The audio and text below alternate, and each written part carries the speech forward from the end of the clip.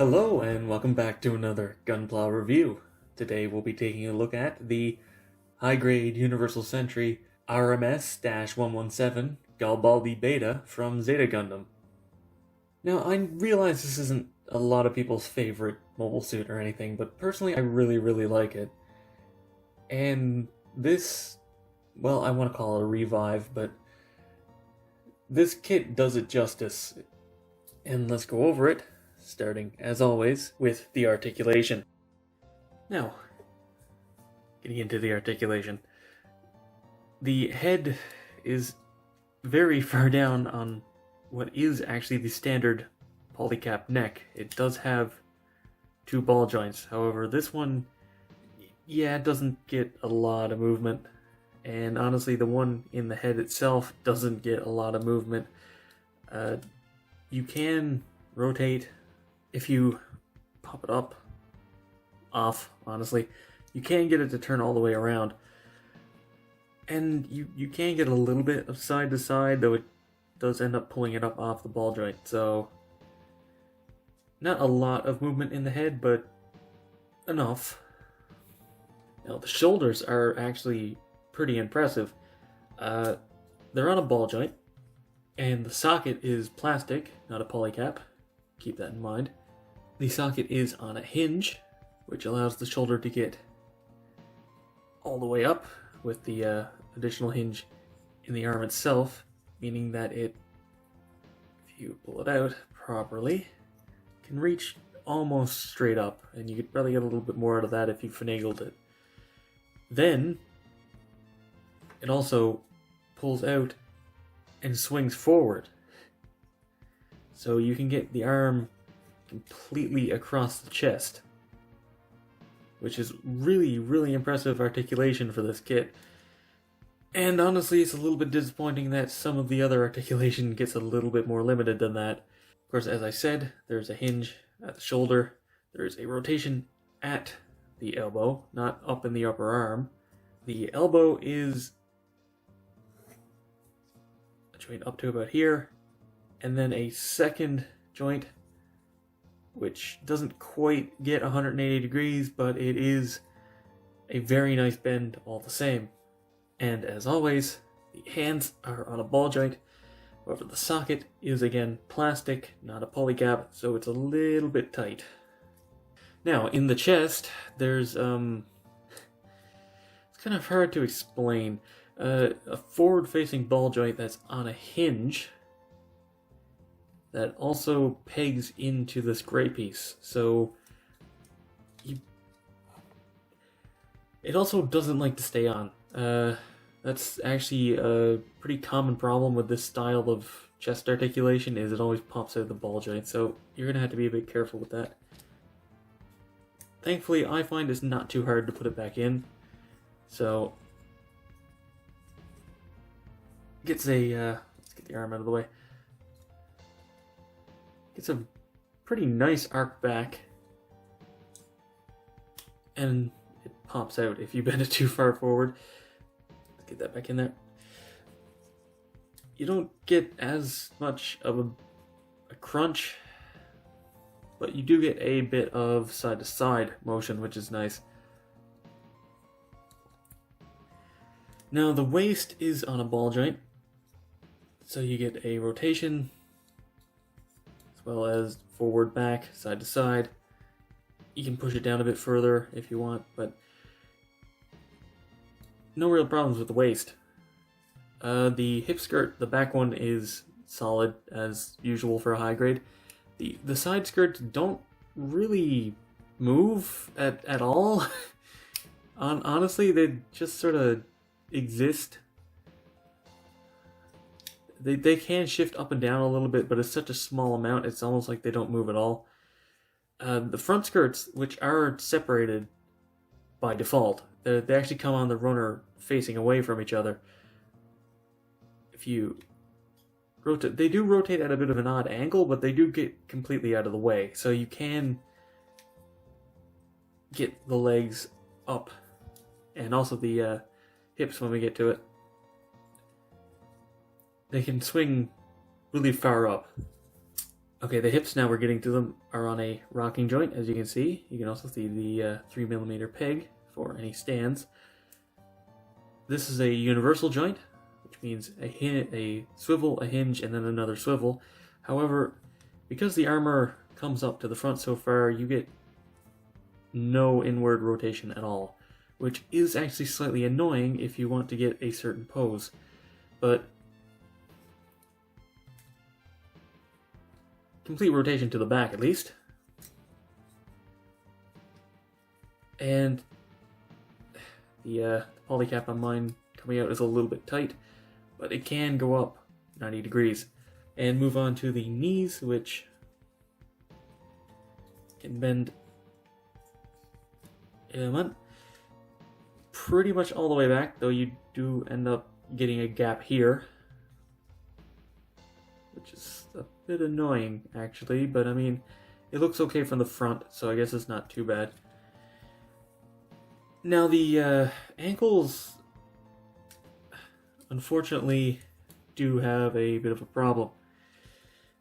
If I can get it off. Well, it came off there. Yeah, it's the usual rock and ball joint. However, because this goes... Give me a moment. Okay, and we're back. Sorry about that. That was a pain to get back on. But you can see that's all you get, and you only get a very small amount of rotation. There's basically no movement in the ankle at all. Even trying to shift it back and forward, it doesn't really add anything to the actual movement. This is one of the kind of kits that you really need to get a stand for. I mean, they were shown pretty much exclusively in space anyway, so if you want to pose it, you're probably going to want to have it in a flying pose, but yeah, these ankles just get nothing. They really should have worked in a knee, or not knee, a toe bend here somewhere.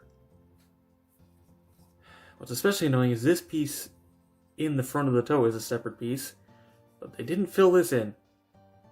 Why would you bother filling in this entire front area properly, but not giving us a separate piece for this? Like, if you weren't going to fill it in at all, I'd get it, but the fact that they took the time to fill in half of it is annoying. That said, aside from the very, very limited ankles and the fact that the torso likes to tear itself apart a bit, the articulation on this is actually really, really good. If you don't mind the torso falling apart if you're a bit too, if you're not careful enough with it, pretty much all the articulation you want for a flight pose is there. You can get some really nice aerial poses. I don't have a spare stand at the moment, so I can't show them off, but yeah, the ankles really drag this thing down. Now, moving on to accessories and gimmicks, and let's start, as I've started to do, with the stickers. Very shiny foil stickers, thankfully. This is for the yellow on the shield. I painted mine. Which one of these has the black stripe again? This one. The one with the black cross on it is the eye sticker, and the one that's just pure pink is the scope on it. You know, let's get into this now. Get over there. I did leave the hand on it. It is a separate piece, and it's a little bit wiggly. It's not quite as bad when this is up against the arm, but yeah, a little bit of a wiggle in it. This is a pretty good beam rifle. Personally, I really like this design. It's super minimal, and the hose going into the camera is nice. I don't know, I really like how thin it is. It almost feels like a hunting rifle. So this is a pretty solid sticker. It fits in there nicely. There's no real trouble getting it in. Fairly basic, but does all it needs to do. Next up, let's actually bring in the Galbaldy for a second and get this. Come on. Okay, noted. That tab is a lot stronger than the peg. The tab for the actual arm, like this doesn't hold, but that was actually genuinely difficult to get out. Anyway, this is the shield. These, I believe, are missiles, or at least grenades. I can't remember what they were called, but I know what they are. Pretty nice shield, honestly. It's pretty minimal. Feels a little bit like the Mark II, which is fitting. Aside from the back of the arm, there's a peg hole on each arm. There's nowhere to store this, but that's fine because it was stored on the arm in the show. Also, just like the shield from the Mark II, you can... I will bring up, before I do this, you can notice some scrape on the little, like, nubs around the edge. Yeah, I don't know why that's happening, but be careful with yours. It may end up... I was going to say breaking, but I think more accurately it'll end up loosening over time. So you may have to tighten that up again. Anyway, it can be extended fully and then pegged onto the arm. And, I mean, it's okay. Personally, I prefer my shields on the side of the arm so that it's easier to get a nice pose with them, but, I mean, you can still do some stuff with it. Kind of works. I've seen some people complain that the shield is green. Don't really get that personally. I actually think it breaks up the color quite nicely. And finally, moving on to the beam sabers. You do get yellow beam effects in this kit, which is nice. Not very many mobile suits use yellow beams, but they look really nice to me. I think I like these more than pink, honestly. Though I'd probably like orange more than that, but you know, aside from the Hind Destiny, I can't think of any other mobile suits that use orange beam effects, but I digress. This can just slide into the hand, and I mean, it slides out a little bit, but it isn't just going to fall out randomly. It's a decently tight connection, and it actually looks quite nice. Now, there is a few... Come on. Yeah, it's not going to fall out, he just held on to it. There are a few little gimmicks to this figure. Unfortunately, the mono eye can't turn, which I really do feel like they could have got away with, but... Yeah, the first gimmick is that if you can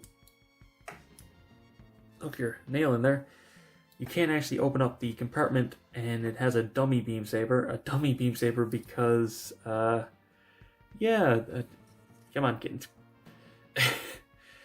There's absolutely no way this would fit in there, and I'm kind of confused at how it actually fits in canon now that I think about it. Like, does it collapse or does it fold down? There's just no way that would fit.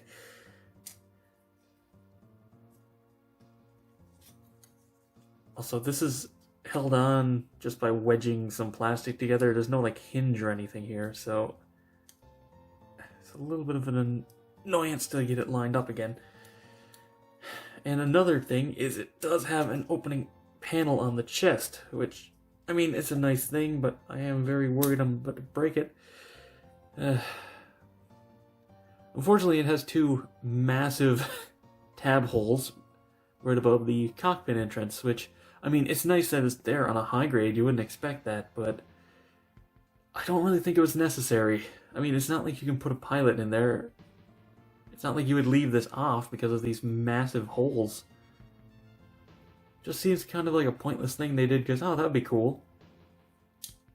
Now, I should go over what you need to paint on this to get it to be color accurate. I don't normally go over like seam lines or nub marks, and a lot of the time I don't really go over color inaccuracy because you have eyes. But I do want to tell you that the plastic that they used for the back of the eye is the same light gray that you see all over the rest of the kit, and you're going to have to paint that to be the right color. No sticker to correct that. Actually kind of annoying. There's not actually that much paint on this, to be fair. I mean, when I'm done with this review, I'm doing the whole thing in a black wash, but for now it's not too bad. These little panels in behind the skirts are part of this dark red maroon plastic. So you're going to have to paint not only the panel itself, but also the gray circle on it. You're going to have to paint the space in between these pipes black, because that is also part of the plastic of them. I mean, good for the sturdiness, but if you don't paint it, it's going to look weird.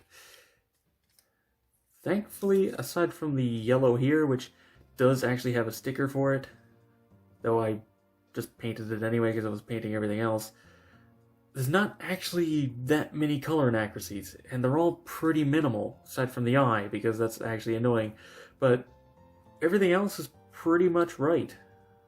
I mean, this is a fairly simple mobile suit color-wise anyway, but there's nothing really wrong with it.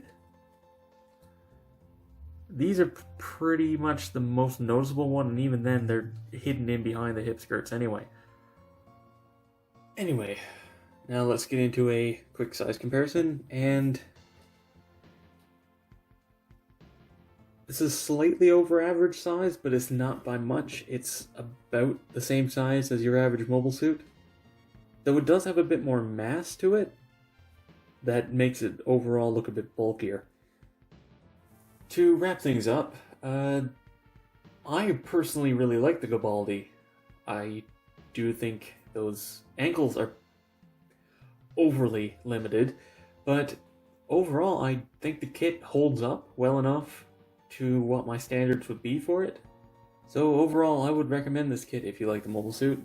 There's not really anything wrong with it, again, aside from the ankles.